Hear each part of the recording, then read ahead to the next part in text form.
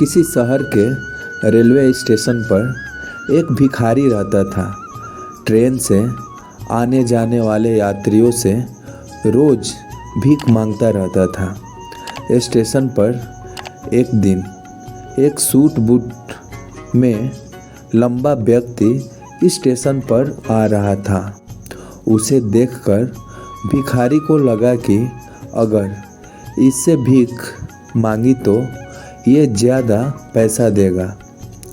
जब वह व्यक्ति भिखारी के पास आया तो भिखारी उस व्यक्ति से भीख मांगता है तो वह सूट बूट वाला व्यक्ति भिखारी से पूछा, तुम सिर्फ मांगते ही रहते हो कि कभी किसी को कुछ देते भी हो? क्योंकि मैं एक बिजनेसमैन हूँ। भिखारी बोला, मैं तो भिखारी हूँ, मैं किसी को क्या दे सकता हूँ? तभी वह व्यक्ति बोला, देखो भाई, मैं एक बिजनेसमैन हूँ, मैं ऐसे ही किसी को कुछ नहीं देता, उसके बदले मैं भी कुछ लेता हूँ। तो भिखारी फिर वही बोलता है, मैं तो भिखारी हूँ। तो बिजनेसमैन बोला, अगर तुम मुझे नहीं दे सकते तो मैं भी तुम्हें भीख नहीं दे सकता हूँ। और वह ट्रेन में जाकर बैठ गया। उस व्यक्ति के जाने के बाद भिखारी बहुत सोचने लगा कि मैं आखिर किसी को क्या दे सकता हूँ जिसे कि लोग मुझे भीख दे। वो इसी बात को 2 दिन तक सोचता रहा और वह भीख मांगने नहीं गया। तीसरा दिन जब वह भीख मांगने के लिए स्टेशन पर आ रहा था, तभी रास्ते में उसे स्टेशन के बाहर कुछ फूल दिखे। तो भिखारी सोचने लगा, चलो कुछ फूल तोड़ लेता हूँ, जो लोग हमें भीख देंगे उसे हम कुछ फूल दे देंगे। ये बात सोचकर उस भिखारी ने कुछ फूल तोड़ा और वह स्टेशन पर आ गया। लोगों से जब भीख मांगता था, जो लोग उसे भीख देते थे उसे वह एक फूल दे देता था। ये काम अब वह रोज़ करने लगा। पहले से ज़्यादा भीख उसे मिलने लगा। उसे महसूस हुआ कि जब तक उसके पास फूल रहते थे तो लोग उसे भीख देते थे। जब फूल खत्म हो जाता था तब लोग उसे भीख नहीं देते थे। अब वह रोज़ स्टेशन के बाहर से फूल तोड़ लाता था। जो लोग उसे भीख देते थे उसके बदले वह फूल दे देता था। एक दिन जब वह ट्रेन में भीख मांग रहा था, तभी उसका ध्यान उस लंबा व्यक्ति पर पड़ा जिसके चलते भीख के बदले लोगों को फूल दे रहा था। तभी उस व्यक्ति के पास गया और बोला कि देखिए, आज मेरे पास आपको देने के लिए फूल है। आज तो आप हमें भीख देंगे ना? उस व्यक्ति ने जब ये बात सुनी तो वह बोला, क्या बात है। बहुत खुश हुआ और उस भिखारी को कुछ पैसा दिया और बोला, आज से तुम भी मेरे जैसे एक व्यापारी हो गए।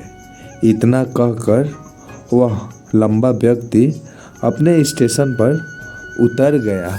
लेकिन उस लंबे व्यक्ति की कही गई बात फिर से उस भिखारी के दिल में उतर गई। वह बार बार उस लंबे व्यक्ति की बात को सोचने लगा और बहुत खुश होने लगा। उसकी आंखें अब चमकने लगी। उसे लगने लगा कि उसके हाथ में अब सफलता का चाबी लग गई है, जिसके चलते अब उसकी जीवन बदलने वाली है। और वह ट्रेन से बाहर निकलकर आसमान के तरफ देखकर चिल्लाने लगा कि मैं भिखारी नहीं, व्यापारी हूँ। मैं भी अब अमीर बन सकता हूँ।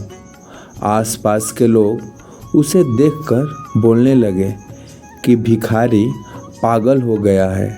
अगले दिन वह भिखारी स्टेशन पर कभी नहीं दिखा। 6 महीने बाद उसी स्टेशन पर 2 आदमी सूट बूट पहनकर यात्रा कर रहे थे। उसमें से एक ने दूसरे व्यक्ति से हाथ मिलाए और बोला कि क्या आप मुझे पहचानते हैं? तो दूसरा व्यक्ति बोला, नहीं जी, मैं आपको नहीं पहचानता हूँ और आज के बाद मैं कभी भी आपसे नहीं मिला हूँ। तो वो व्यक्ति बोला, मैं आज आपसे तीसरा बार मिल रहा हूँ। आपके कहने पर ही मैंने भीख के बदले लोगों को फूल देने लगा था और आज मैं उसी भीख के पैसे से एक फूल का बहुत बड़ा व्यापारी बन गया हूँ और मैं अपने व्यापार के काम से दूसरे शहर जा रहा हूँ। दोनों व्यापारी अब खुश थे। स्टेशन आने पर दोनों साथ उतरे और अपने अपने व्यापार के बात करते हुए अपने रास्ते चले गए। दोस्तों, इस कहानी से हमें बहुत कुछ सीखने को मिलता है। कहानी में लंबा व्यापारी गिव एंड टेक के नियम को बहुत अच्छी तरह जानता था।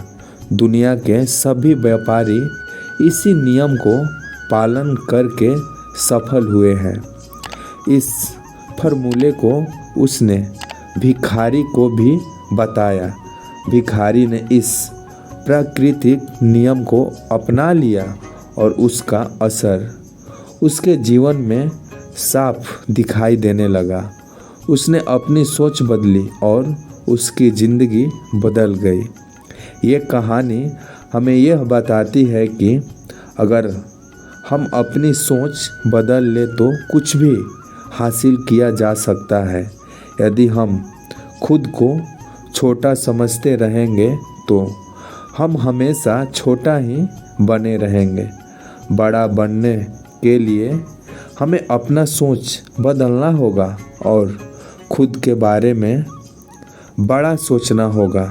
कहानी का सार ये है कि सफलता आपकी सोच में छुपी हुई रहती है।